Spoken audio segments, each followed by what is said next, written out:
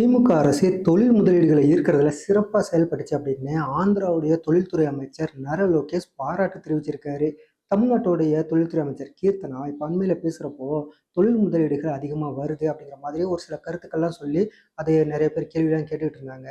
இதுக்கு பதிலளிக்கிற விதமா முன்னாள் தொழில்துறை அமைச்சர் டிஆர்பி ராஜா ஒரு அறிக்கையை வெளியிட்டிருந்தாரு. தமிழ்நாட்டுல இருந்து எத்தனை தொழில்கள் வந்து ஆந்திராவுக்கு போயிருச்சு அப்படின்னு சொல்லிட்டு. இந்த நிலையில தான் ஆந்திராவோட தொழில்துறை அமைச்சர் இருக்கார்ல, லோகேஷ், அவரு ஒரு ட்வீட் ஒண்ணு போட்டிருக்காரு. அவர் முக்கியமா என்ன சொல்லியிருக்காருன்னா, திமுக ஆட்சி இருந்தப்போ தொழில் துறை அது வந்து சிறப்பா செயல்பட்டாங்க அப்படின்னு சொல்லியிருக்காரு. அது மட்டும் இல்ல, அந்த தொழில் முதலீடுகளை ஈர்க்கிறதுல தமிழ்நாட்டு கூட, அதாவது திமுக அரசு கூடய ரொம்ப டஃப்பா போயிட்டு இருந்தது. ரொம்ப சிரமமா இருந்துச்சு ஆந்திரா அரசை வாங்குறதுல அப்படின்னு சொல்லியிருக்காரு. ஏன் அப்படின்னா, பல தொழில் முதலீடுகளை நாங்க இழந்திருக்கோம். சிலவற்றை தான் நாங்க வாங்கினோம்.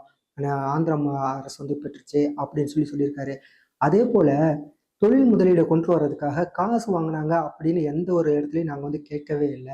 ஆனா தமிழ்நாடு தொழில்துறையில சிறப்பா தான் செயல்பட்டுச்சு அப்படின்னு லோகேஷ் த தன்னுடைய எக்ஸ்ல பதிவுல சொல்லியிருக்காரு.